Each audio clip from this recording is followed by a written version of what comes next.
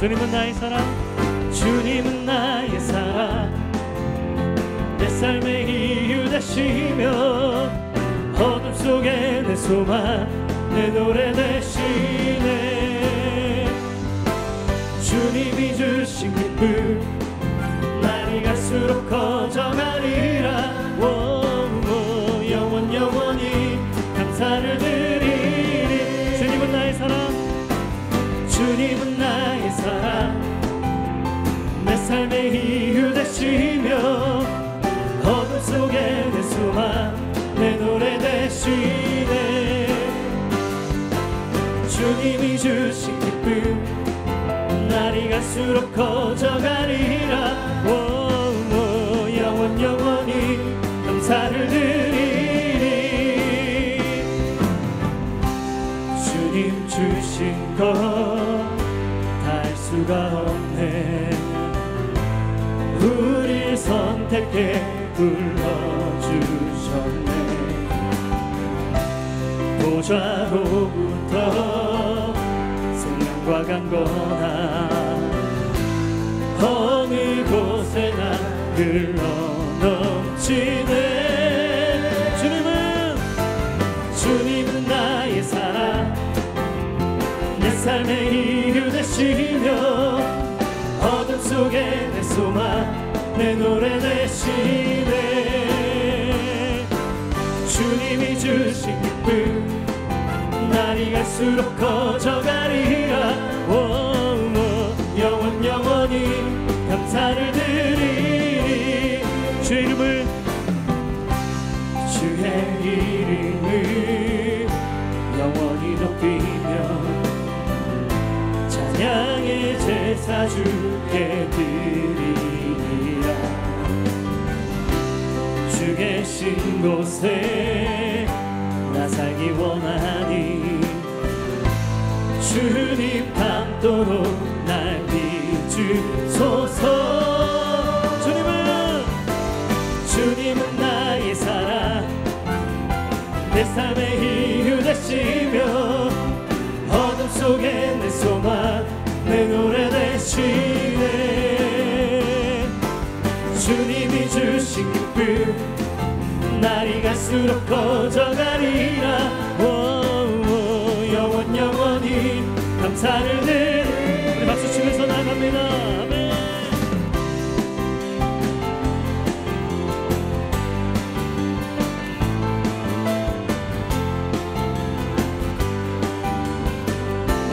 주님 주신 것, 주님 주신 것 다 할 수가 없네. 우릴 선택해 불러주셨네. 아멘. 주님 보좌로부터 생명과 강건한 믿음으로 어느 곳에나 흘러넘치네.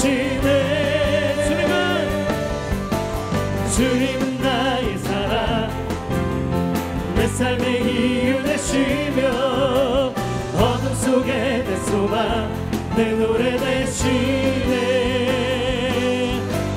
주님이 주신 기쁨 날이 갈수록 커져가리라. 영원 영원히 감사를 드리. 영원 영원히 감사를 드리. 영원 영원히 감사를 드리리. 아멘. 우리 가운데 주신 그 사랑과 그 은혜를 찬양합니다. 아멘. 우리가 찬양할 때 우리 영혼이 살아나는 줄 믿습니다. 우리가 찬양하기 때문에가 아니라 하나님 때문에 제 성령이 우리 가운데 임하실 때 그 은혜가 나타나는 줄 믿습니다. 성령 하나님, 이 밤 우리 가운데 찾아와 주옵소서. 우리 영혼 가운데 빛으로 비춰 주옵소서. 그렇게 임하실 주님을 찬양합니다. 우리 하나님 다시 한번 감사와 영광의 박수 한번 올려드립니다. 아멘.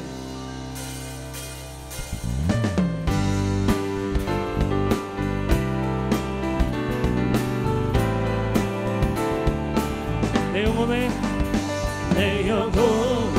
햇빛 주 영광 찬란해. 이 세상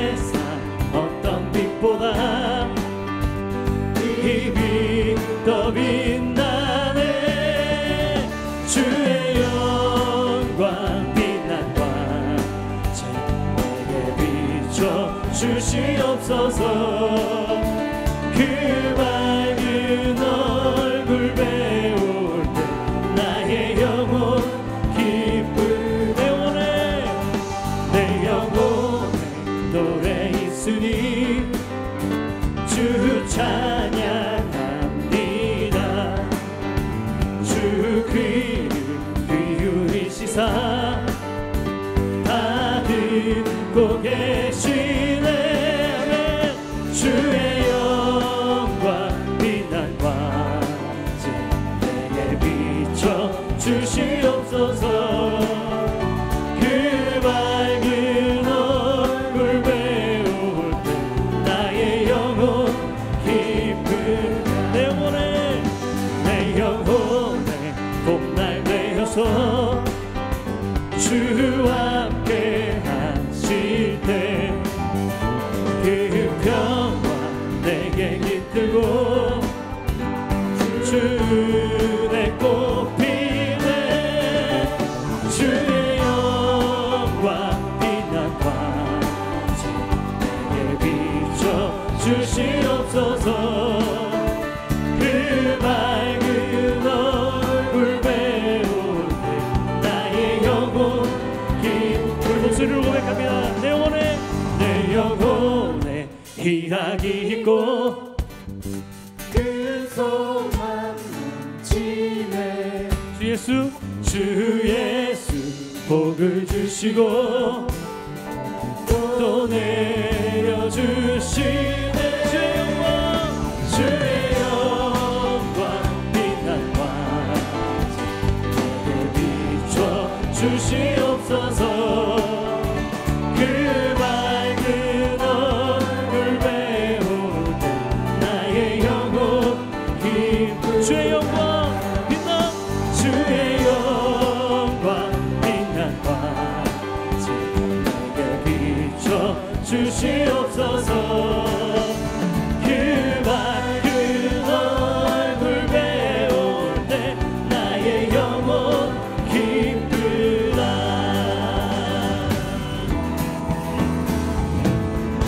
예수 열방의 소망, 예수 우리의 위로자. 주는 온 땅에 영원한 소망. 예수 어둠 속의 빛, 예수 변함없는 진리. 주는 온 땅에 빛이 되시네. 우리 위해 죽으시고 다시 사신 생명의 주.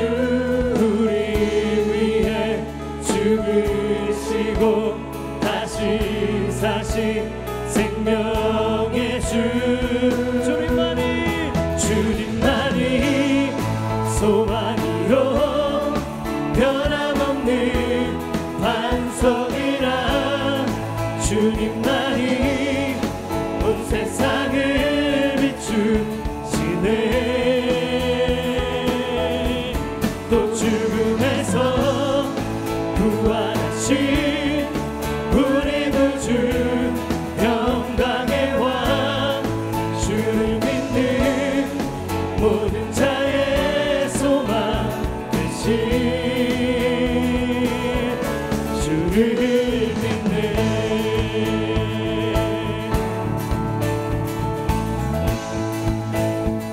우리 한 번 더 예수 열방의 소망.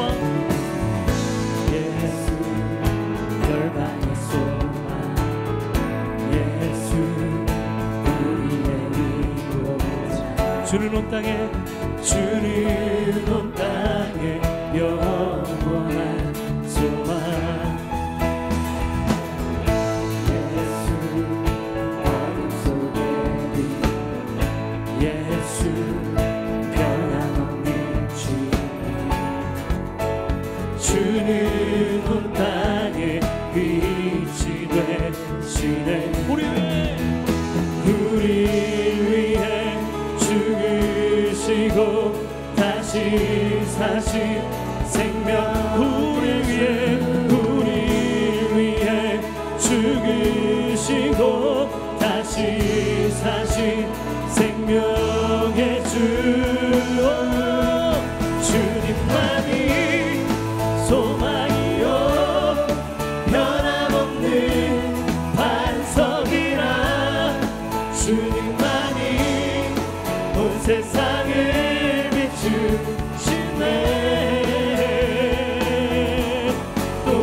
죽음에서 부활하신 우리 구주 평강의 왕 주를 믿는 모든 자의 소망 되신 주를 믿는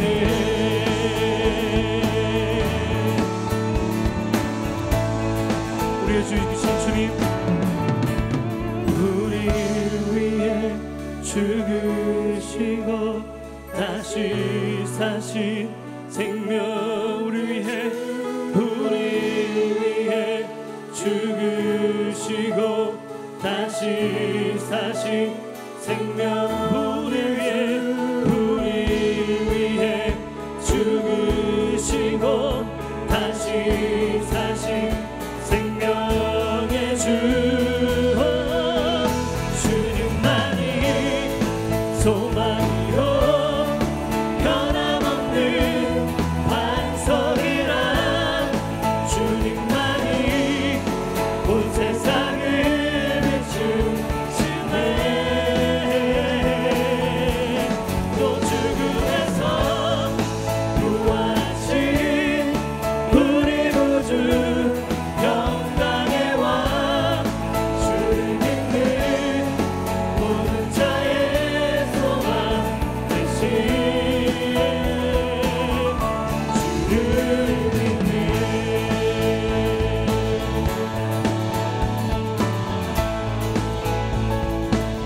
우리 소망 되시며 우리 구원 되시는 그 주님을 송축합니다. 아멘, 아멘, 아멘. 우리를 위해 죽으시고 다시 사신 생명의 주, 우리를 위해 죽으시고 다시 사신 생명의 주, 우리를 위해 죽으시고 다시 사신 생명의 주, 우리를 위해 죽으시고 다시 사신, 나를 위해 죽으신 주님, 우리 위해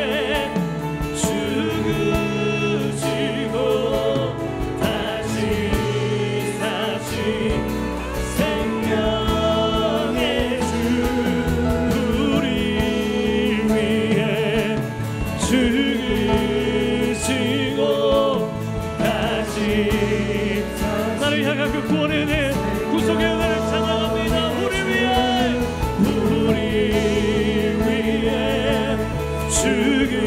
죽으시고 다시 사신 생명, 우리를 위해 죽으시고 다시 사신 생명의 주.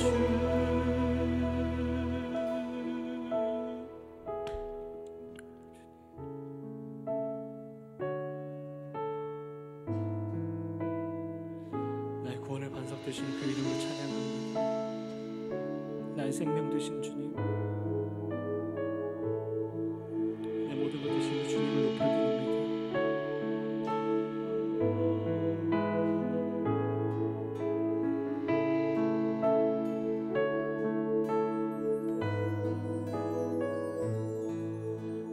아침이 밝아올 때에 찬양의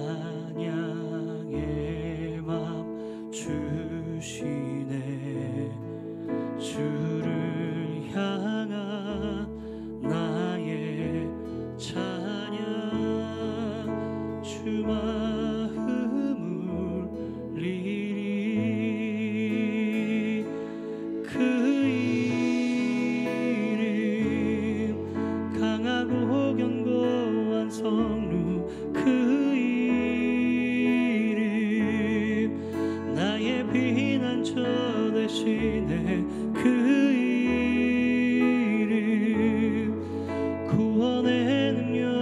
되시니 그 열방이 다 찬양하네.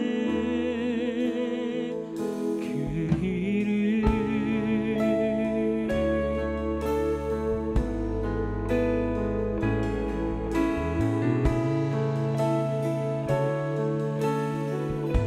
주의 이름을 부를 때 주의 이름 부를 때 나의 맘 채우소서.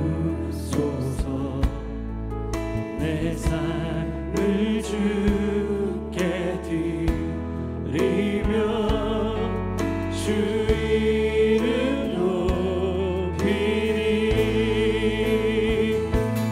그 이름 강하고 견고한 성문, 그 이름 나의 피난처 되시네. 그 이름 구원의 능력 되시니 온 열방이 다 찬양하네. 그 이름 강하고 견고한 성문, 그 이름 나의 피난처 되시네. 그 이름 구원의 능력 되시니 온 열방이 다 찬양하네. 그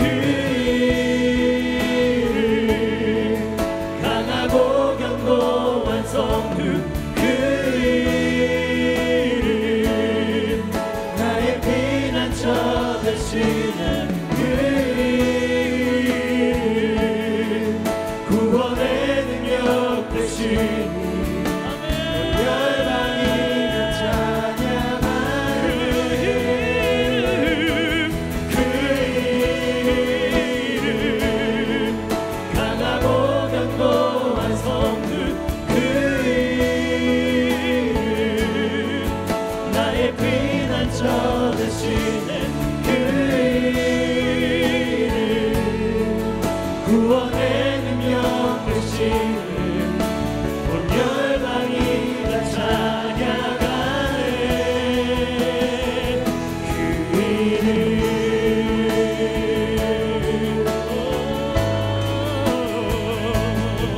나의 이름 주가 부를 때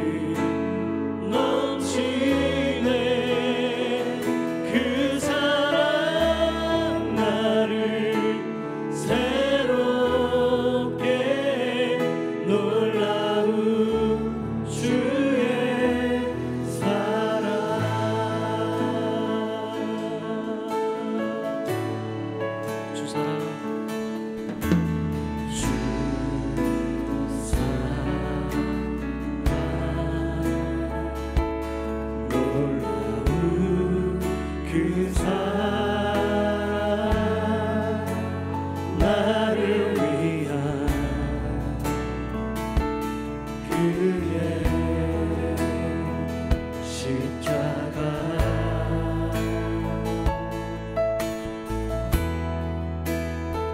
잃어버린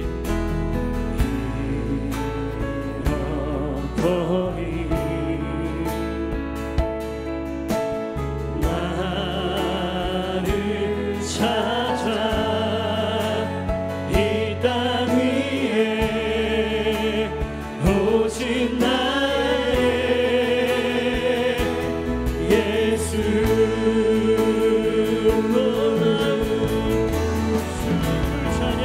놀라운 주의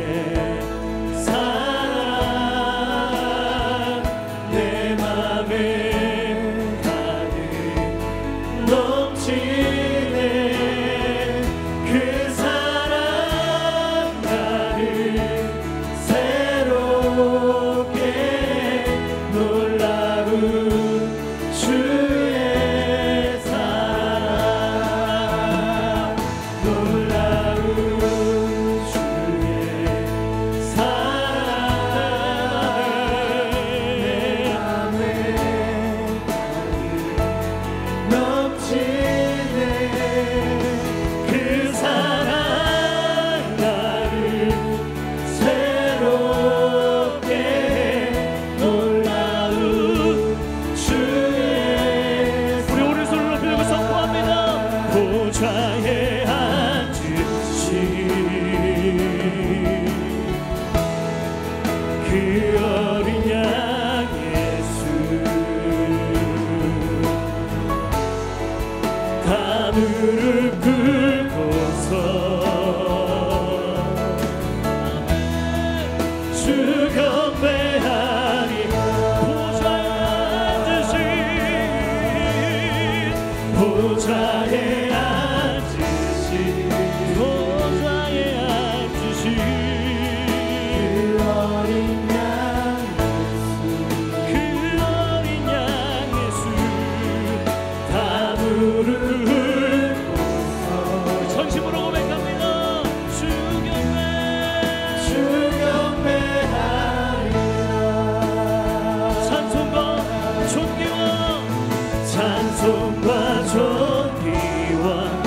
찬송과 존귀와 영광과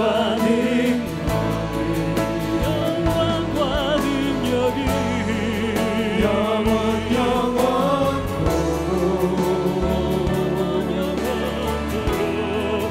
받아주옵소서. 우리 한 번 더 고백합니다. 찬송과 존귀와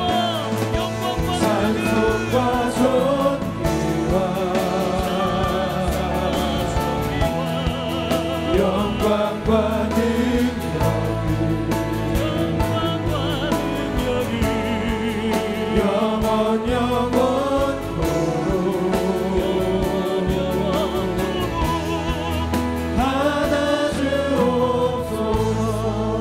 우리가 이 시간 두 손을 높이 들고 함께 기도하실 때 하나님 찬송과 존귀와 영광과 능력을 주님으로 받아 주시옵소서.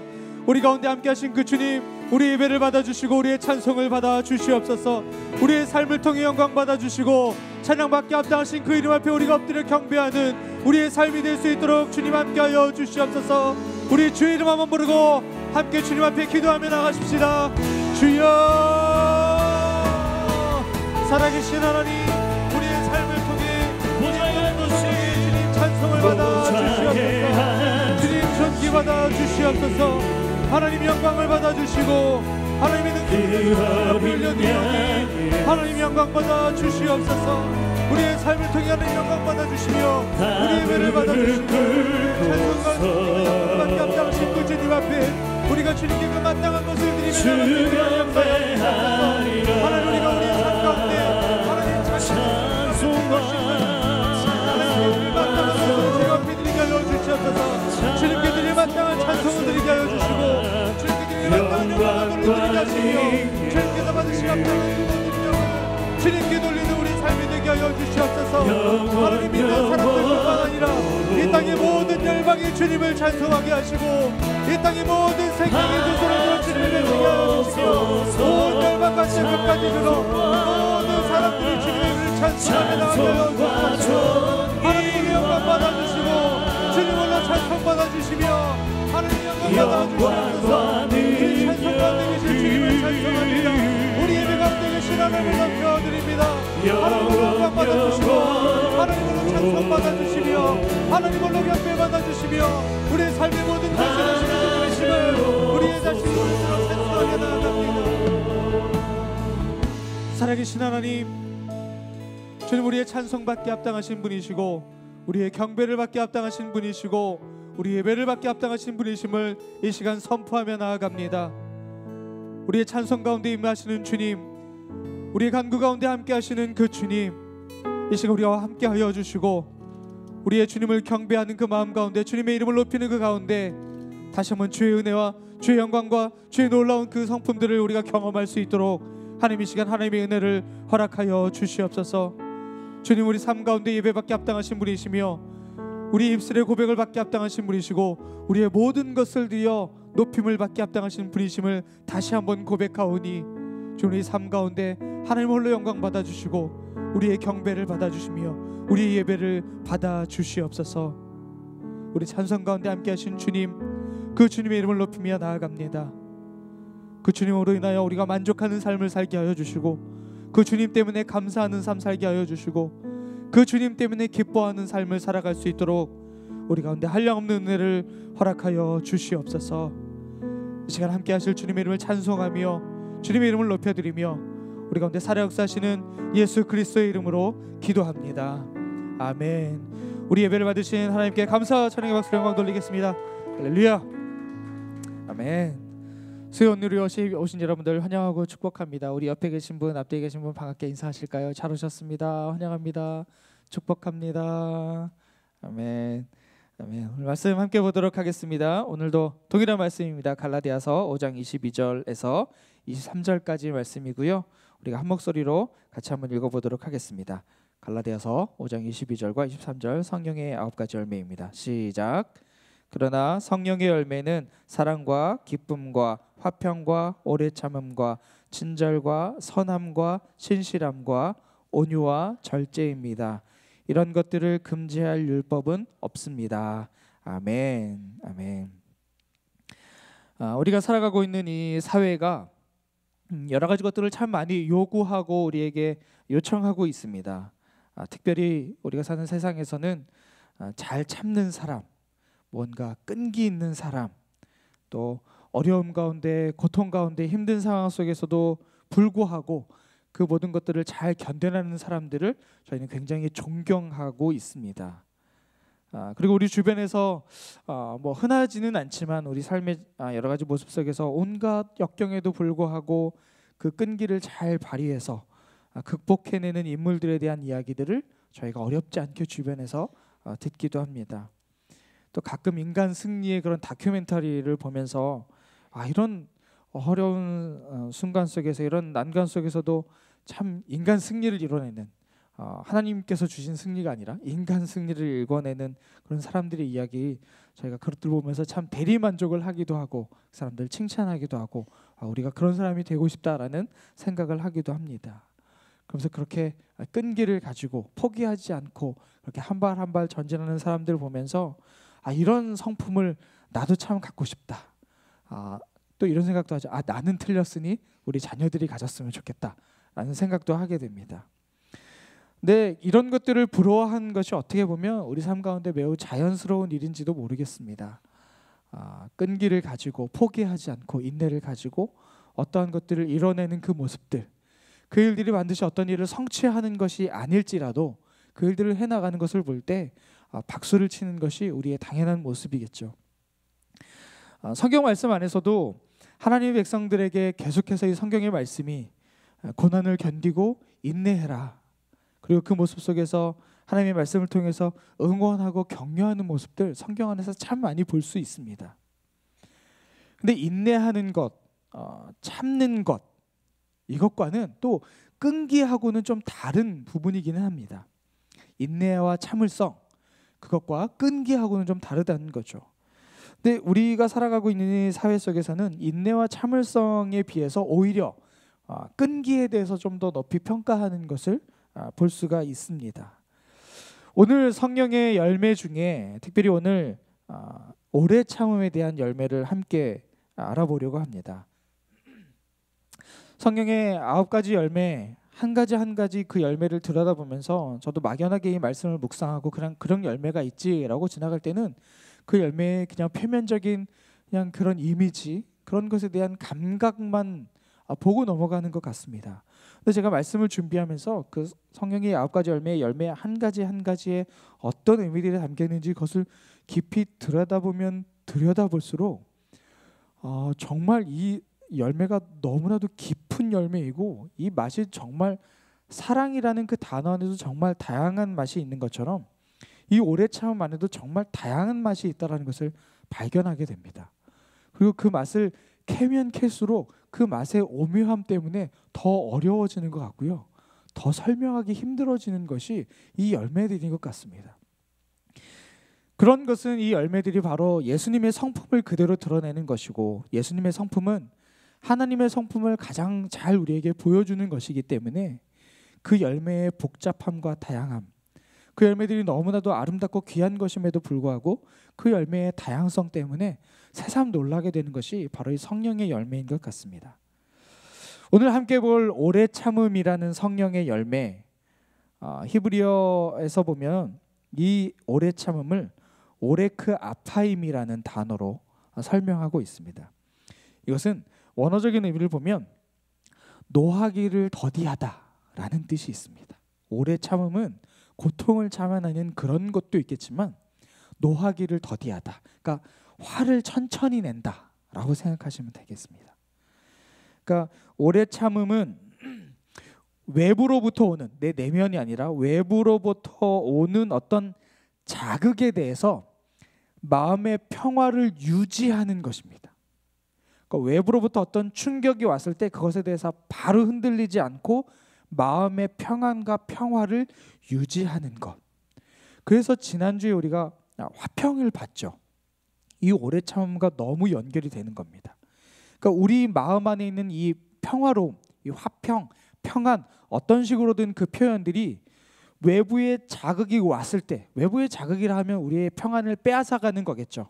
우리가 화내게끔 만들고 우리가 뭔가를 욱하게 만드는 그런 것들 외부로부터 자극으로부터 이 우리 마음 가운데 있는 하나님께서 주신 평화를 잘 유지하게 하는 것 이것이 바로 오래 참음이라는 겁니다. 그러니까 화평과 오래 참음은 아주 밀접한 관계가 있다는 것을 알 수 있는 거죠. 누군가 자신을 합리적이지 않게 굉장히 부당하게 괴롭힌다거나 막 비난한다거나 또 멸시한다거나 분명히 뒷담화라고 했는데 내 귀에 들린다거나 이런 일이 있을 때 내가 분노하지 않고 내 자신의 마음을 평안하게 하는 것 내 마음을 아주 차분하게 가라앉힐 수 있는 것 이것이 바로 오래 참음이라는 것입니다. 그러니까 이런 측면에서 볼 때 오래 참음의 반대말을 생각해 보면 참지 못함 이런 말이 아니라 분노, 화 이런 것에 더 가깝다고 생각하시면 좋을 것 같습니다. 오래 참음의 반대말 분노, 화라고 생각하시면 됩니다. 이 오래 참음에 대해서 성경에 참 많은 이야기들이 나옵니다. 또 인내에 대해서 끈기를 가지고 포기하지 않는 것에 대해서 참 많이 나옵니다. 그런데 지금 말씀드린 것처럼 오래 참음에 반대되는 말 그래서 참지 못해서 화를 내고 분노하게 되는 그런 상황들 속에서 대표적으로 등장하는 한 사람이 있습니다. 그 사람은 뜻밖에도 구약 성경에 나오는 모세라는 사람입니다. 모세가 뜻밖의 예상외로 욱하는 사람이었다는 거 여러분 아십니까? 성경에 참 하나님의 말씀을 가지고 하나님의 대리인으로 참 많은 역사들을 이루어가는 사람이었지만 성경의 요목조목을 보시면 모세라는 사람의 참 성정이라는 것이 우리랑 굉장히 비슷한 사람이라는 걸 볼 수 있습니다. 잘 참지 못합니다. 욱하는 성격이 있고요. 한 성깔하는 그런 사람이라는 것을 볼 수가 있습니다. 특별히 출애굽기에서 그리고 민수기에서 모세가 뜻밖의 화를 잘 내는 사람이라는 것을 발견합니다. 그 중에서도 오늘 민수기 말씀을 통해서 오래 참음에 반대되는, 그래서 참지 못하고 화를 내고 분노하는 것을 통해서 우리 안에 오래 참음의 의미가 무엇인지, 또 모세가 무엇을 놓치고 있었는지를 함께 말씀을 통해서 좀 찾아보려고 합니다. 오늘 민수기 20장 말씀을 함께 좀 보도록 하겠습니다. 성경책을 갖고 계시면 민수기 20장을 펼쳐 주십시오. 오늘도 여러분들이 성경을 좀 많이 찾으셔야 하고 많이 읽으셔야 됩니다. 그 이야기는 설교가 되게 짧다는 이야기입니다. 민수기 20장입니다. 20장 1절에서 13절까지 말씀인데요. 자, 여러분 한 절씩 교독하도록 하겠습니다. 제가 먼저 읽겠습니다. 온 이스라엘 회중이 첫째 달에 신광야에 도착해서 백성이 가데스에서 머물렀습니다. 거기서 미리암이 죽어 땅에 묻혔습니다. 회중들이 물이 없어 모세와 아론을 대항해 모여들었습니다. 그들이 모세에게 대들며 말했습니다. 우리 형제들이 여호와 앞에서 쓰러져 죽을 때 우리도 함께 죽었더라면 좋았을 텐데 당신은 왜 여호와의 총애를 이 광야까지 끌고 와서 우리와 우리 가축들이 여기서 죽게 하십니까? 왜 우리를 이집트에서 이끌어내어 이 끔찍한 곳으로 데려왔습니까? 여기는 씨 뿌릴 곳도 없고 무화과나 포도나 석류도 없고 마실 물도 없단 말입니다. 모세와 아론이 얼굴을 땅에 대고 엎드렸습니다. 그러자 여호와의 영광이 그들에게 나타났습니다. 여호와께서 모세에게 말씀하셨습니다. 지팡이를 들으라. 그리고 너와 내 형 아론은 저 회중을 모아라. 그리고 그들의 눈앞에서 저 바위에다 말하면 그것이 물을 낼 것이다. 너희는 그들을 위해 물이 바위에서 나오게 해 저 회중과 그들의 가축들이 마실 수 있게 하여라. 그러자 모세는 그분의 명하신 대로 여호와 앞에서 지팡이를 집어 들었습니다. 그와 아론이 총회를 바위 앞에 모으고 모세가 그들에게 말했습니다. 너희 불순종하는 사람들아 들으라. 우리가 너희를 위해 이 바위에서 물을 내겠느냐. 그러고 나서 모세가 자기 손을 들어 그 지팡이로 바위를 2번 내리치니 물이 많이 쏟아져 나와서 회중과 그들의 가축들이 마셨습니다. 여호와께서 모세와 아론에게 말씀하셨습니다. 너희가 나를 믿지 못해서 이스라엘 자손들 앞에서 내 거룩함을 나타내지 못했으니 너희가 이 회중을 내가 그들에게 주는 땅으로 데리고 들어가지 못할 것이다. 같이 읽겠습니다. 이스라엘 자손들이 여호와와 다투었으므로 이것을 무리바 무리라고 했습니다. 여호와께서 그들 가운데서 그분의 거룩함을 나타내셨습니다. 아멘. 자, 오늘 민수기 20장 1절에 첫째 달이라는 이야기가 나옵니다. 첫째 달은 이스라엘 백성들이 이제 광야 생활을 한 지 40년째 되는 해의 첫 번째 달입니다. 그러니까 이미 40년 동안 광야 생활을 해왔고요. 40년째의 첫 번째 달을 말합니다. 그리고 오늘 1절에 나와 있는 것처럼 이스라엘 백성들은 지금 가데스라는 곳에 있습니다. 그리고 여기에서 미리암이 죽어서 장사되었다라고 지금 상황적으로 설명을 하고 있습니다. 오늘 이 민수기 말씀은 어떤 사건과 굉장히 유사한 것을 발견할 수 있습니다. 출애굽기에 나오는 한 사건인데요. 출애굽기에도 이와 굉장히 비슷한 사건이 한번 나왔습니다. 출애굽기 17장에 나오는 사건이죠. 근데 굉장히 비슷한 면을 이야기하고 있지만 그 사건과 지금 오늘 이 사건은 또 다른 사건이라는 것을 우리가 분명히 기억하셔야 됩니다. 보통은 이제 사복음서 안에서는 예수님이 하신 일들에 대해서 여기 성경과 저기도 나오고 이렇게 나와서 그것이 이렇게 같은 사건이라는 것을 말하고 있지만 지금 얘기하고 있는 출애굽기 17장의 이야기와 또 민수기 20장에 나오는 이 물에 대한 사건은 전혀 다른 사건이라는 것을 다시 한번 기억하셔야 합니다. 오늘 말씀해 보신 것처럼 이스라엘 백성들은 광야 생활을 하던 중에 물이 없어서 좀 곤란한 상황이 됐습니다. 광야를 가보시면요, 이 물이라는 것은 생명과 연관이 있습니다. 그냥 목말라 잠깐 참았다가 좀 있다가 물 좀 마실까라는 그런 차원이 아니라 지금 물을 마시지 못하면 그것은 죽음과도 연결될 수 있는 그런 것이 바로 광야입니다. 물은 너무나도 중요합니다. 근데 지금 이스라엘 백성들에게 광야를 40년째 여행하던 중에 지금 물이 없는 겁니다. 과연 얼만큼이나 물을 못 먹었는지는 잘 모르겠는데 아마도 예비되어 있는 물까지도 다 바닥이 난 모양인 것 같습니다. 너무나도 급한 나머지 자신들의 생존을 책임지고 이끌어가고 있는 모세를 향해서 또 아론을 향해서 사람들이 모여들게 되었습니다. 그리고 모세와 함께 옥신각신하는 상황이 연출되고 있는 거죠. 2절 말씀을 보시면 이 회중들이 물이 없기 때문에 모세와 아론을 향해서 이렇게 행동을 묘사하고 있습니다. 뭐라고 묘사를 하고 있냐면 대항에 모여들었다라고 표현하고 있습니다. 이것은 지금 대항을 하고 있다는 겁니다. 모세가 갖고 있던 어떤 생각과 이 회중들의 생각이 뭔가 좀 달라서 대항하고 있다. 그러니까 이 사람들이 지금 모여서 모세 당신이 무언가를 잘못하고 있습니다라는 것을 지금 지적하기 위해서 모였다는 겁니다.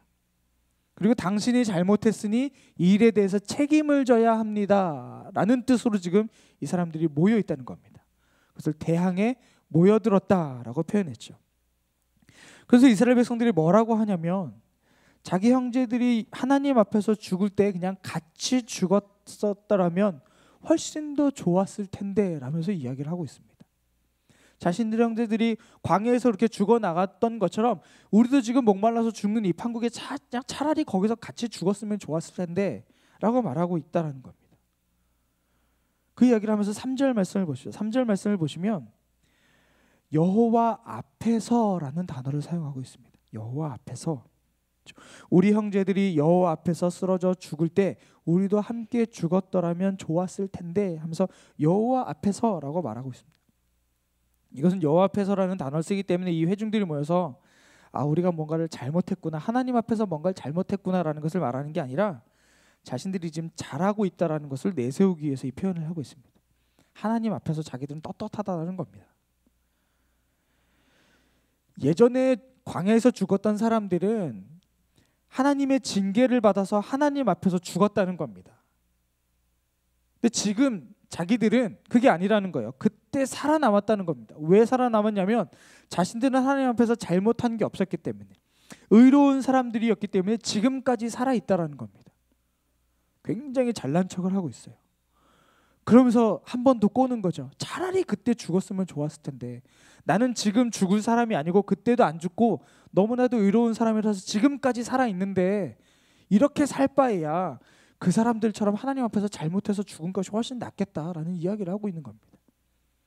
지금까지 광야 생활 40년을 살아오면서 있었던 하나님의 놀라운 역사들을 이 단 몇 줄을 통해서 완전히 허물어뜨리고 있습니다. 지금까지 살아있는 게 자신들 때문이라는 거예요. 자기가 잘했기 때문에, 의로운 사람이었기 때문에 하나님이 벌하는 그 순간에도 자기들은 살아남았고 지금 여기까지 왔다는 겁니다. 그런데 물이 없으니까 그냥 여기서 죽는 것보다 차라리 그때 죽는 게 훨씬 더 좋았겠다라는 이야기를 하고 있다는 거죠. 출애굽기 17장에서는 이 상황에 대해서 이렇게 얘기했었죠. 광야에서 죽는 것보다 차라리 이집트에서 종살이 하는 게 낫겠다라고 표현을 했었습니다. 근데 지금 여기에서는 이스라엘 백성들은 목말라서 죽기보다는 이미 다 지나온 그 광야에서 죽는 게 차라리 더 낫겠다라는 표현을 하고 있는 겁니다. 이스라엘 백성들의 마음의 상태가 느껴지십니까?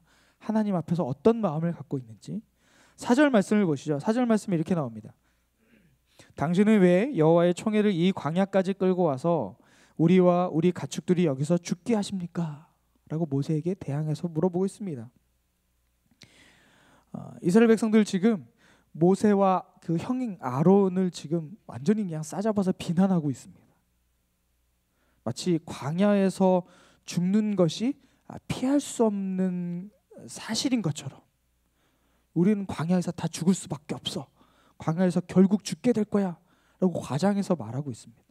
그러면서 자신들 스스로를 뭐라고 칭하는지 아십니까? 지금 여호와의 총회라고 이야기하고 있습니다. 자신들의 의로움을 부각시키고 있는 겁니다. 모세와 아론, 당신들은 굉장히 잘못하고 있는 거고 우리는 하나님의 총애를 받고 있는, 하나님의 그 의로움의 선택을 받은 너무나도 거룩한 백성이라고 지금 말하고 있는 겁니다. 자신들의 의로움이죠. 하나님의 선택받은 백성임을 굉장히 강조합니다. 그러면서 모세에게 이 문제를 빨리 해결해라 라고 지금 압박하고 있는 겁니다. 또 5절 말씀을 보시면 이렇게 나옵니다. 왜 우리를 이집트에서 이끌어내어 이 끔찍한 곳으로 데려왔습니까? 여기서는 씨 뿌릴 곳도 없고 무화과나 포도나 석류도 없고 마실 물도 없단 말입니다. 성경에서는 되게 좋게 표현하고 있죠. 없단 말입니다 하고 있죠. 사실 이게 그렇게 별별 욕을 다 하면서 지금 대들고 있겠죠. 마치 모세는 생명의 위협을 느낄 수도 있습니다. 수많은 대중들과 모세와 아론 딱 두 사람뿐입니다. 수많은 사람들 앞에서 사람들이 지금 우리 여기서 지금 죽게 생겼는데 이렇게 점잖게 말하는 사람들이 어디 있겠습니까? 온갖 비난을 쏟아내면서 욕을 하면서 지금 얘기하고 있겠죠. 이스라엘 백성들 지금 모세와 아론을 향해서 얘기한 겁니다. 애초부터 이건 다 잘못된 거였다. 지금 이집트에서 이끌어낸 것도 문제고 광야에서 이렇게 시작하고 있는 것도 이거 다 잘못된 거다.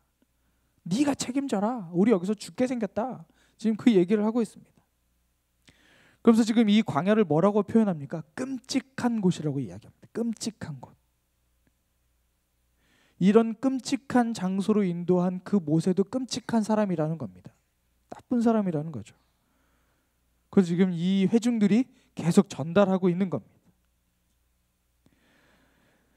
회중들은, 이스라엘 백성들은 지금 모세 앞에서, 하나님 앞에서 이렇게 행동하고 있는 반면 모세의 행동이 이제 완전히 그들과 다른 모습을 볼 수 있습니다. 6절과 7절 말씀을 같이 한번 읽어볼까요? 6절에서 7절 말씀입니다. 같이 한번 읽어보겠습니다. 시작. 모세와 아론이 그 무리에게서 물러나 회막 입구로 가서 얼굴을 땅에 대고 엎드렸습니다. 그러자 여호와의 영광이 그들에게 나타났습니다. 여호와께서 모세에게 말씀하셨습니다. 모세는 지금 이렇게 말하고 있는 이스라엘 백성들이 그렇게 험한 말을 하면서 요목조목 따져가면서 애초부터 이집트에서 나온 것부터가 잘못됐다. 세상에 이집트에서 나온 지 40년이나 지났는데 그때로 거슬러 와서 그때부터 잘못됐다는 겁니다. 광야에서 하루하루 살아가던 그 모든 시간들이 잘못됐다는 겁니다. 모세에게 책임지라는 거죠. 그 이야기를 지금 모세와 아론에게 막 쏟아붓고 있습니다. 근데 모세는 이것에 대해서 한마디 말도 하지 않습니다. 그리고 일단 회막문 앞으로, 회막문 아시죠? 회막, 성막, 장막 문 앞으로 갑니다. 입구에 엎드려서 하나님의 뜻을 구하는 모습을 보입니다. 엎드려서 기도하는 거죠. 그렇게 기도하니까 하나님의 영광이 모세와 아론에게 나타났습니다. 이 하나님의 영광이 나타나는 것을 통해서 이스라엘 백성들이 불평이 잠잠해졌고 이스라엘 백성들의 그 비난하는 말들이 잠잠해졌습니다. 그래서 8절 말씀을 보시면 하나님께서 이 모세에게 이 이스라엘 백성들이 말하는 것은 그냥 들어줘라 라고 하면서 구체적으로 세 가지의 방식을 하나님께서 말씀하시는 것을 볼 수 있습니다. 세 가지를 말씀하십니다. 첫 번째는 무엇이냐면 8절을 보시면 지팡이를 들라는 겁니다. 지팡이를 들어라. 모세의 지팡이 아시죠? 이것은 무엇이냐면 하나님의 능력이 나타나게 하라는 겁니다. 이 지팡이를 통해서 정말 많은 일들이 일어나지 않았습니까? 가장 기억에 남는 것, 홍해를 가르는 사건도 모세가 지팡이를 들고 손을 들었을 때 홍해가 갈라졌습니다. 하나님의 능력이 나타나게 하라는 겁니다. 이 말은 무엇이냐면 모세 자신의 능력으로 그 일을 하는 것이 아니라 모세는 그냥 대리인일 뿐이라는 겁니다. 하나님께서 직접 이 일을 하시겠다. 너는 그냥 지팡이만 들어라. 나머지는 다 내가 하겠다라는 하나님의 직접적으로 이 일에 개입하시겠다라는 것을 하나님께서 보여주고 계시는 겁니다. 너는 지팡이를 들어라. 나머지는 내가 할 것이다. 이것은 출애굽기에 나오는 출애굽기 17장에 나온 사건과 똑같습니다. 그렇죠? 그때도 하나님께서 그렇게 말씀하셨어요. 두 번째는 뭐냐면 많은 사람들이 보는 곳에서 이것을 하라는 겁니다. 모든 회중들이 볼 수 있는 곳에서 하라는 거죠. 그래서 하나님께서 말씀하시죠. 모든 회중을 다 모아라. 그리고 그 앞에서 이것을 하라고 얘기합니다. 그래서 하나님께서 이 기적을 보여주시는데 이 이적을 행하시는데 모든 사람들이 직접 볼 수 있게 하시겠다는 겁니다. 모든 사람들의 눈으로 다 확인할 수 있게 하시겠다는 겁니다. 그래서 이 일을 본 모든 사람들이 이 일에 대해서 증인이 되게 하시겠다는 겁니다. 하나님의 의도입니다. 그리고 더 나아가서 하나님을 여전히 불신하고 하나님을 믿지 못하는 이스라엘 백성들에게 이 사건을 통해서 하나님을 경외할 수 있게 하려는 그 의도가 하나님 가운데 있다는 겁니다. 그래서 하나님이 이스라엘 백성들을 다 모으라고 말씀하신 거죠. 그리고 마지막 세 번째 하나님께서 말씀하신 중요한 부분이 있습니다. 그것은 바로 바위에게 명령하라고 하신 겁니다. 물이 나와야 된다고 명령하라는 거죠. 예전 성경에 이것을 명령하라라고 번역을 했었습니다. 근데 우리말 성경에서는 이것을 뭐라고 표현하면 말해라. 명령이 아니고 말해라라고 번역을 했습니다. 이것이 우리말 성경이 훨씬 더 원어에 가깝게 충실하게 번역을 하고 있는 거죠. 그러니까 반석에게 말해서 그 바위에게 말해서 물이 나오게 하라는 겁니다. 출애굽기 17장에서는 하나님께서 그렇게 말씀하지 않으셨습니다. 그때는 그 바위를 치라고 말씀하셨어요. 그러니까 분명히 다른 사건이라는 것을 기억해 주십시오. 그러니까 이렇게 말씀하신 이유는 그것이 뭐 바위를 치는 것이든 바위에게 뭐 물이 나오라라고 말하는 것이든 뭐 어떤 것든 상관없이 이렇게 하나님께서 말씀하시는 것은 바위도 하나님 말씀에 순종하는데 이스라엘 백성들 너희는 뭐냐? 라는 이야기를 하나님께서 지금 하고 싶으신 겁니다. 바위도 그냥 말해서 야 바위야 물을 내라 라고 말을 해도 바위에서 물이 나오게 하시는데 도대체 40년 동안 하나님의 놀라운 역사를 경험하며 그 시간들을 살아온 이스라엘 백성들은 지금 하나님 앞에서 전혀 순종하는 모습이 아니라는 겁니다. 하나님이 답답한 마음을 표시하고 있죠. 바위에게 가서 말해라. 물 나오라고 얘기만 해. 그럼 그 안에서 나올 거야. 그걸 이스라엘 모든 백성들이 다 봐야 한다. 바위도 순종하는데 너희들은 뭐냐? 하나님 그 이야기를 하고 싶으셨던 겁니다. 또 한 가지는 뭐냐면 바위에게 말하라고 하나님께서 말씀하신 이유는 뭐냐면 모세의 마음속에 무언가 꿈틀대고 있는 것들이 있어서였습니다. 모세의 마음속에 분노가 있었습니다. 화가 있었어요. 그래서 하나님께서 그것을 막기 위해서 어떠한 행동도 취하지 못하게 하시고 그냥 지팡이만 들라고 말씀하신 겁니다. 혹시라도 모세가 예전에 출애굽기 17장에서는 바위를 쳤잖아요. 그러니까 이번에도 혹시나 이 바위를 향해서 무슨 망치를 내려치듯이 막 이렇게 해서 꽝 하고 내려치고 봐라 물이 나오지 않느냐라고 이렇게 버럭 화라도 내지 않을까 싶어가지고 하나님께서 미연에 방지하신 겁니다. 그냥 말만 해라. 뭐 하면 안 돼. 그냥 말만 해. 너 네 속에 지금 화가 있는 거 내가 알아. 너 지금 분노하고 있잖아. 말만 해. 다른 거 하지 마라. 라고 하나님께서 그것을 미연에 방지하기 위해서 말만 하라고 말씀하신 겁니다. 그래서 마음을 진정시키려고. 모세도 알았겠죠. 하나님께서 말만 해라고 말씀하셨을 때 그 안에 뭔가 불쑥불쑥 올라오는 것이 있었는데 하나님께서 그냥 말만 하시게 하는구나. 뭔가 행동을 하지 못하게 하시는구나. 그래서 그 마음을 진정시켜야 된다는 것을 모세도 잘 알게 되었을 겁니다. 근데 문제는 지금부터 일어납니다. 9절, 10절, 11절 말씀을 같이 한번 읽어보겠습니다. 9절, 10절, 11절입니다. 시작. 그러자 모세는 그분이 명하신 대로 여호와 앞에서 지팡이를 집어들었습니다. 그와 아론이 총회를 바위 앞에 모으고 모세가 그들에게 말했습니다. 너희 불순종하는 사람들아 들으라. 우리가 너희를 위해 이 바위에서 물을 내겠느냐. 그러고 나서 모세가 자기 손을 들어 그 지팡이로 바위를 2번 내리치니 물이 많이 쏟아져 나와서 회중과 그들의 가축들이 마셨습니다. 모세가 하나님이 말씀하신 것에 따라서 하나님 앞에서 지팡이를 들었습니다. 하나님께서 말씀하신 대로 모든 회중을 모았습니다. 그리고 바위 앞으로 다 모으게 했습니다. 그리고 갑자기 하나님의 말씀과는 전혀 상관없는 행동을 하기 시작합니다. 앞에 2가지 명령은 지켰습니다. 지팡이를 들었고요. 사람을 다 모았습니다. 그리고 먼저 모세는 이스라엘 백성들을 향해서 뭐라고 그들을 부르시냐면 불순종하는 사람들이라고 부릅니다. 그러니까 예전 성경에는 반역하는 사람들이라고 표현합니다. 이 안에 이미 화가 치밀어 올라서 그들을 향해서 맹렬히 비난하는 말을 쏟아내기 시작하는 겁니다. 그 사람들 다 모아놓고 얘기하죠. 이 불순종하는 사람들아.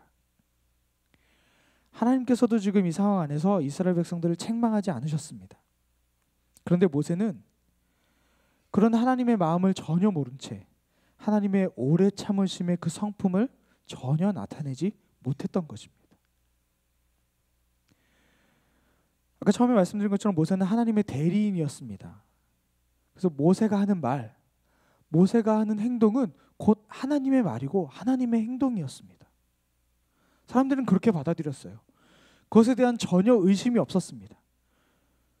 근데 모세가 참지 못하고 그 앞에서 분노하고 미움의 말들을 쏟아내는 것을 보면서 이런 행동들이 그 이스라엘 백성들이 볼 때는 하나님의 것으로 보이게 하는 그런 잘못된 행동을 한 겁니다.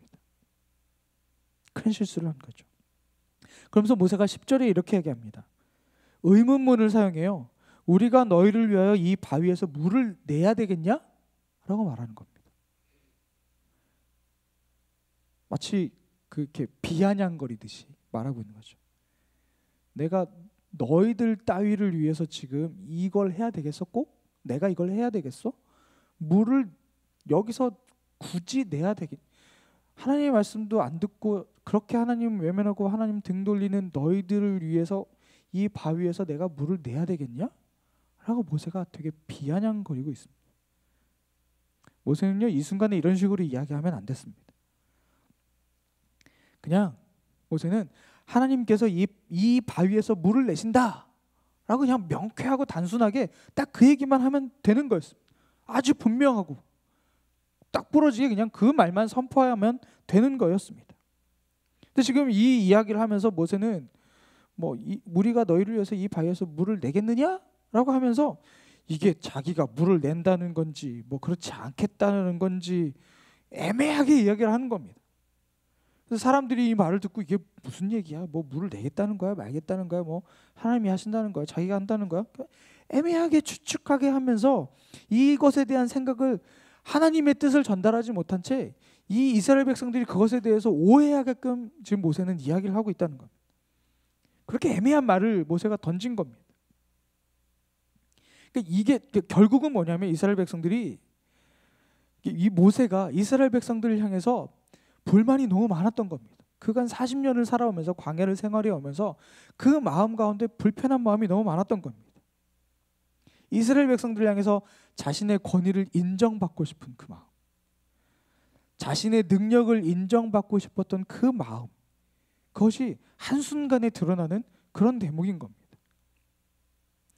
그러니까 이 모세의 이 말은 한마디로 그겁니다. 지금까지 이스라엘 백성들이 자신을 계속 무시해 왔다. 자기가 그렇게 무시받으면서 살아왔다고 생각했던 거예요.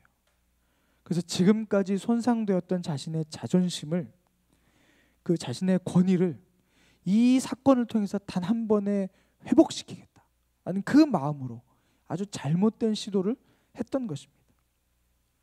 그러면서 모세가 하나님께서 말씀하시지도 않았는데 그 지팡이로 바위를 2번을 내리칩니다. 한 번도 아니고요, 2번을 내리칩니다. 심지어 하나님께서는 모세를 향해 바위를 내리치라고 말씀하신 적도 없습니다. 그냥 말하라고만 얘기했습니다. 명령도 아니고요, 그냥 말해라였습니다. 근데 참 감사하게도 거기서 물이 많이 나왔습니다. 그래서 이스라엘 온 회중들이 다 먹었고 그들의 가축들도 다 마실 수 있었다고 성경에서 기록하고 있습니다. 모세가 지팡이로 바위를 쳤던 이유는 하나님에 대한 불신이었습니다. 아무리 믿음의 사람이라 할지라도 한순간 그 작은 사건으로 하나님을 향한 불신의 마음이 튀어나올 수 있다는 것을 보여줍니다. 하나님 말씀이 갖는 절대적인 그 능력, 하나님께서 하실 수 있는 그 놀라운 일들, 그것에 대한 믿음이 그 순간 부족했기 때문에 모세는 그 바위를 향해서 2번이나 내리치는 행위를 하게 된 것입니다. 믿지 못하는 거예요. 과연 내가 말하면 여기서 나올까? 옛날에는 쳤는데 말하면 나올까? 불안한 겁니다. 그러니까 내가 무언가를 좀 해야 되겠다, 뭔가 조미료를 더 넣어야겠다라는 생각을 모세는 하게 된 겁니다. 예전에는 홍해를 가르기 위해 지팡이를 들었던 것처럼, 마라의 쓴물을 달게 하기 위해서 나뭇가지를 던졌던 것처럼, 독사에 물린 사람들 그 병 고치기 위해서 노뱀을 만들어서 매달았던 것처럼, 모세는 지금 무언가 내가 행동을 해야, 액션을 해야 하나님의 능력이 그 가운데서 나타날 것으로 생각을 했던 겁니다. 하나님의 말씀에 대한 불신이죠. 더군다나 말씀드린 것처럼 출애굽기 17장 안에서 분명히 모세는 옛날 그 사건 안에서 바위를 쳤던 그 경험이 있었기 때문에 자신의 경험에 의지해서 하나님의 말씀에다가 자신의 의지를 섞어버린 것입니다. 출애굽기 17장 6절에 이렇게 나옵니다. 출애굽기 17장 6절입니다. 출애굽기 17장 6절인데요. 네, 그건 16절이고요. 네. 제가 읽어드리겠습니다. 내가 거기 호렙산의 바위 곁 내 앞에 서 있겠다. 너는 그 바위를 쳐라. 그러면 바위에서 물이 흘러나와 백성들이 마실 수 있게 될 것이다. 모세는 이스라엘 장로들이 보는 앞에서 그렇게 했습니다. 출애굽기에서는 분명히 이 모세가 그 바위를 내리쳤습니다. 하나님께서 말씀하셨기 때문에 친 거예요. 그래서 이 결과들이 있었습니다. 하나님의 말씀의 능력을 의지하지 못한 채 예전에 그렇게 했으니까 지금도 내가 이렇게 해야 되지 않겠어? 내가 무언가를 해야 하나님의 능력이 나타나지 않을까라는 그 마음으로 그 바위를 쳤던 것입니다. 하나님은 그렇게 말씀하시지 않았는데 불순종한 거죠. 하나님께서 뭐를 말씀하셨는데 하지 않아도 불순종이지만 하나님께서 뭐 하지 말라고 말씀하셨는데 그것을 하는 것도 역시나 불순종입니다. 더군다나 지금 더 중요한 것은 이 모세 안에, 이 내면에 지금 분노가 솟구치고 있습니다. 그래서 이 분노 때문에 아주 격한 행동을 하고 있다는 겁니다. 그래서 하나님께서 이것을 너무나도 잘 아셔서 그것을 경계하시기 위해서 모세에게 바위를 내리치라는 이야기를 안 하신 겁니다. 그냥 말만 해라. 명령도 아닙니다. 큰 소리로 말해라도 아니었습니다. 그냥 말해라. 왜냐하면 크게 얘기하고 뭔가 액션이 들어가면 사람이 이렇게 흥분하잖아요. 그럼 모세 안에 있던 이 화가 뭔가 불쑥 나올 수 있기 때문에 하나님은 굉장히 워워시킨 겁니다. 그냥 말만 해라. 지팡이 들고 가서 사람들이 보는 앞에서 그냥 말만 해라. 그 이야기를 하신 것도. 근데 참 감사하게도 모세의 이런 엄청난 잘못에도 불구하고 하나님께서 바위에서 물이 나오게 만들어 주셨습니다. 이거는 순전히 이 목마름 때문에 갈증으로 고통받고 있는 이스라엘 백성들에게 하나님께서 온전히 베풀어 주시는 하나님의 일방적인 은혜 때문입니다. 모세가 뭔가를 더 잘해서가 아니라 하나님의 일방적인 은혜였다는 겁니다. 지금 하나님은 모세가 아니었어도 아주 예전부터, 아니 뭐 출애굽하기 전부터 이미 이스라엘 백성들의 이 원망의 말들을 오래전부터 참고 계셨습니다. 하나님께서 안 참으신 적이 언제 있었습니까? 끊임없이 참아 오셨습니다. 근데 모세가 하나님의 대리인이라는 말은, 모세를 원망하는 것은 하나님을 원망하는 것과 같다는 뜻이기도 한 겁니다. 그러니까 이스라엘 백성들은 자신들이 이것을 모르고 있다고 해도 이 사람들이 모세를 비난하고 있을 때, 모세를 원망하고 있을 때, 모세에게 막 험한 말을 하고 있을 때 하나님께서 동일하게 그 비난을 받고 동일하게 그 불평을 듣고 계시고 동일하게 그 이야기를 듣고 계신다라는 것을 이스라엘 백성들은 잘 몰랐습니다. 그럼에도 불구하고 하나님은 그냥 참으셨어요. 그러니까 하나님은 그 상황에 제3자의 입장에서 너희들끼리 있었던 일이야, 그러니까 내가 개입해서 뭔가를 빵 해주겠어가 아니라 이스라엘 백성들이 모세에게 막 뭔가를 이야기하고 막 화를 내고 뭔가를 할 때 모세가 하나님의 대리인이라는 것은 모세에게 쏟아놓는 것이 이스라엘 백성들이 하나님에게 하는 것과 똑같았다라는 겁니다. 그럼에도 불구하고 하나님은 참으셨어요. 지금까지 참아오셨습니다. 이스라엘 백성들을 책망하지도 않으셨고 징계하지도 않으셨습니다. 오히려 그 이스라엘 백성들의 잘못에도 불구하고 하나님은 그 사람들의 요구를 듣고 만족시켜 주셨습니다. 늘 언제나 그랬듯이. 이 엄청난 일을 저질러버린 모세에게 하나님께서 최종적인 판결을 내리십니다. 그렇게 오랫동안 하나님의 말씀에 따라서 이스라엘 백성들을 자기 목숨처럼 여기며 지금까지 살아온 그 모세를 향해서 하나님께서 판결을 내리십니다. 근데 보시면 원망하고 비난하고 불평했던 이스라엘 백성들보다 오히려 이스라엘 백성들의 그 행동에 대해서 오래 참지 못한 모세가 더 잘못했다고 하나님께서 말씀하십니다. 이스라엘 백성들과 모세를 놓고 하나님께서 이스라엘 백성들을 더 책망하시는 게 아니라 너 오래 참지 못했어, 네가 문제야 라고 말씀하셨다는 겁니다. 그러면서 모세의 죄명을 두 가지를 지적하십니다. 첫 번째는요, 하나님을 믿지 않았다는 겁니다. 모세가 하나님을 신뢰하지 못했다는 겁니다. 아까 말씀드렸지만 바위를 치지 않고 그냥 말하기만 했어도, 그것도 큰 소리로도 말하는 게 아니라 그냥 바위를 향해서 물아 나와라, 하나님 말씀하시니까 나와라, 좋게 말할 때 나와라 얘기해도 물이 그냥 콸콸콸 나왔을 거라는 겁니다. 근데 그렇게 하지 못한 것은 모세 안에 믿음이 부족했기 때문이라는 겁니다. 어떤 상황에서도 어떤 환경에서도 하나님께서 우리의 모든 상황을 선하게 이끌어 가신다라는 것, 하나님께서 모든 것을 주관하시고 다스리시고 그것을 책임져 주신다는 그 하나님의 그 놀라운 성품을 신뢰하지 못했기 때문이라는 겁니다. 그 순간 하나님을 믿지 못했다는 거죠.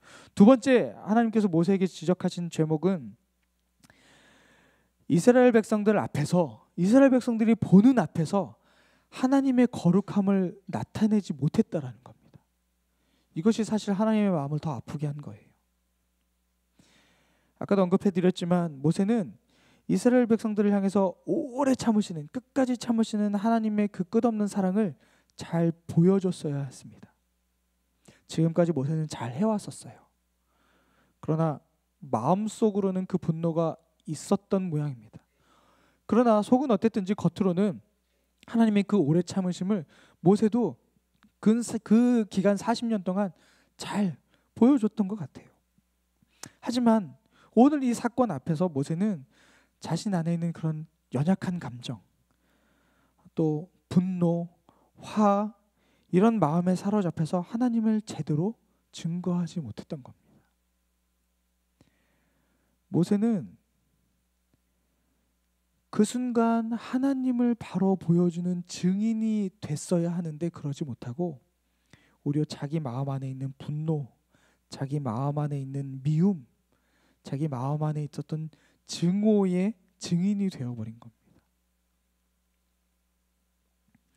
이런 두 가지 제목, 하나님께서 지적하신 하나님을 믿지 않았던 것, 하나님을 신뢰하지 못한 것, 그리고 사람들 앞에서 하나님의 성품을 제대로 드러내지 못했던 것, 이것에 대한 최종 결론 아시죠? 모세가 이스라엘 백성을 가나안 땅 안으로 인도하지 못했다라는 겁니다. 그 문 앞까지밖에 못 갔어요.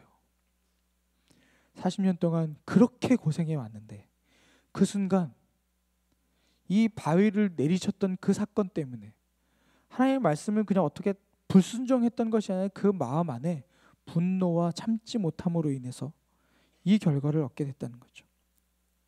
모세는요, 이스라엘 백성들을 이집트에서 나오게 해서 젖과 꿀이 흐르는 가나안 땅까지 데려가는 것이 모세의 사명이었습니다. 모세는 그것을 위해 태어난 사람인 거예요. 그 일을 해야만 했습니다. 그리고 모세 자신도 그것을 위해 부르심을 받은 사람이라는 걸 너무나도 잘 아는 사람입니다. 가나안 땅까지 들어가야 했어요. 근데 지금 어떻습니까? 하나님의 판결은 무엇입니까? 그 사명, 그 부르심을 취소시키셨습니다. 모세는 이것을 들었을 때 그 마음이 어땠을까? 여러분 한번 상상해 보십시오. 그 일을 위해서 살아왔습니다. 하나님께서 나에게 맡겨주신 그 일을 위해서 모든 것을 버리고 하나님 앞에 순종하며 살아왔습니다. 그런데 하나님을 신뢰하지 못했던 그것, 하나님의 대리인으로서 하나님의 증인된 삶을 살지 못했던 그 순간의 사건으로 인해서 하나님께서 자신에게 부여해 주신 진정한 그 사명, 그 부르심의 자리를 놓치게 되어버린 겁니다. 아마 모세는 자기가 차라리 그 자리에서 죽는 게 나았을 거라 생각했을지도 모릅니다. 이것은 모세에게 있어서 자신이 받을 수 있는 가장 큰 징계였을 겁니다. 그 일을 위해서 살았는데, 그 일을 목표로 삼았는데, 그 일을 위해 하나님 앞에 순종하며 살아왔는데 그 사명이 없어져 버린 겁니다. 모세는 이 바위에서 솟아나온 물을 무리바 물이라고 이름을 붙이게 됩니다. 무리바는 다툼이라는 뜻이 있는 거죠. 다툼. 다툼이라 할 때는 흔히 이제 누가 옳으냐, 누가 그르냐 그것을 따지는 것을 말합니다. 다투다. 그렇게 싸우는 게 아니고 다툼. 여기서의 다툼은 네가 옳으냐, 내가 옳으냐를 이제 그걸 판결한다는 겁니다. 그걸 따진다라는 겁니다. 지금 이스라엘 백성들이 하나님과 다투었다고 말하고 있지만 사실은 그렇지 않죠. 사실은 하나님께서 모세와 다투신 겁니다. 네가 옳으냐, 내가 옳으냐. 이 사건 때문에 지금 하나님과 모세가 싸우고 있는 거죠. 하나님께서는 자신의 거룩함, 하나님의 그 놀라운 성품을 이스라엘 백성들에게 분명히 나타내셨습니다. 그것은 바로 오래 참으심이라는 거죠. 하나님은 처음부터 지금까지 참아오셨습니다. 그리고 그것을 이스라엘 백성들을 향하신 하나님의 그 조건 없는 사랑으로 계속해서 나타내 주셨습니다. 그냥 하나님이 일을 악물고 내 참는다, 계속 참는다, 뻔뻔히 참는다, 이러다 한번 큰일 난다, 이렇게 참으신 게 아니라 그 참으심의 그 결과를 하나님의 사랑을 통해서 보여주셨다는 겁니다. 오래 참으심의 그 결과를 하나님의 사랑으로 보여주셨다는 겁니다. 이런 하나님의 성품은 하나님을 세상과 구분짓게 하는 겁니다. 구별되게 하는 거죠. 그래서 이 하나님의 성품을 거룩함이라고 이야기할 수 있는 겁니다. 그래서 성경 안에서 하나님의 성품 가운데 아주 중요하게 이해하는 것이 바로 거룩함에 대한 성품인 것이죠.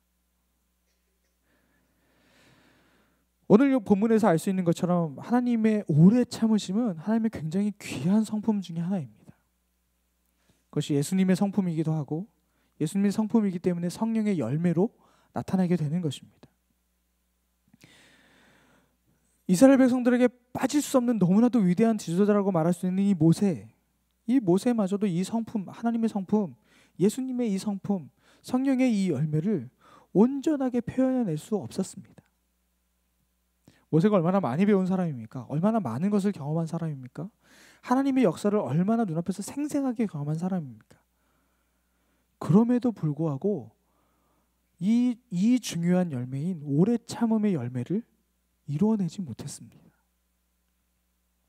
그 이야기는 무엇이냐면 그럼 우리도 평생 오래 참음의 열매는 맺어지지 못하겠네? 그 이야기가 아닙니다. 이것은 하나님께서 성령님을 통해서 우리에게 나누어 주실 때에 가능하다는 이야기를 하고 있는 겁니다. 그때 비로소 우리 가운데 그 열매가 맺혀지게 된다는 거죠. 사도 바울이 이러한 의미에서 지금 이 오래 참음의 열매를 성령의 열매 중에 하나로 이야기하고 있는 겁니다. 다른 열매들 보세요. 되게 멋있습니다. 근데 오래 참음이 뭐 대단하다고요. 참으면 되는 거 아니냐? 근데 그게 참을 수가 없다는 겁니다. 성령이 우리 가운데 계실 때 그 열매가 맺혀질 수 있다는 겁니다. 인간의 경험, 인간의 학식, 인간의 어떤 지식, 인간이 가질 수 있는 뭐 어떤 것으로도 이 오래 참음의 열매는 맺을 수 없다는 겁니다. 오직 우리 안에 계신 성령님을 통해서 하나님이 부어주실 때 그 열매가 맺혀질 수 있다는 겁니다. 또한 동시에 우리가 어떤 상황 속에서도 그 상황이 얼마나 어려운지라도 얼마나 힘든 상황일지라도 그 안에서 하나님 뜻을 이해하고 하나님의 주권을 인정하고 또 하나님의 그 전능하심, 하나님의 그 능력을 우리가 믿고 의지한다면 우리 삶 가운데서 분명히 오래 참음의 열매를 우리가 풍성하게 누릴 수 있게 된다는 것입니다. 내가 무엇을 참아야지 라고 할 때 오래 참음은 우리 가운데 열매로 맺혀지지 못한다는 겁니다. 하나님의 주권을 인정할 때, 하나님이 내 삶을 인도해 하신다라는 것을 인정할 때, 하나님께서 내 삶을 하나님의 뜻대로 이끌어 가신다, 인도해 가신다, 만들어 가신다라는 것을 인정할 때, 그때 비로소 우리 삶 가운데 오래 참음의 열매가 맺혀지게 된다는 것입니다. 참고 인내하는 것, 끈기 갖는 것, 포기하지 않는 것 좋습니다. 너무 좋죠. 하지만 그것은 오래 참음의 열매가 아니라는 것입니다. 오래 참음의 열매는 나를 단련시켜서 무엇을 참아내는 것이 아니라 말씀드렸듯이 하나님의 뜻을 이해하고 하나님의 뜻을 받아들이고 하나님이 내 삶의 주관자 되심을 인정할 때, 그래서 내 삶을 하나님께서 온전히 성실하고 신실하게 인도해 가신다는 것을 내가 받아들이고 인정할 때 비로소 우리 삶 가운데 오래 참음의 열매가 맺혀지기 시작한다는 것입니다. 오래 참음, 하나님을 인정하는 것, 같이 연결된다는 것은 여러분 기억하셨으면 좋겠습니다. 내 삶을 인도하시는 하나님, 내 삶을 주관해 주시는 하나님, 내 삶을 다스리시는 하나님, 내 삶을 가장 아름답게 연결해 주시는 그 하나님, 그 하나님을 신뢰하고 믿고 의지하고 따를 때 우리 삶에 맺혀지는 성령의 귀한 열매, 오래 참음의 열매를 함께 경험하게 되는 저 여러분들의 삶 되기를 주님으로 축복합니다.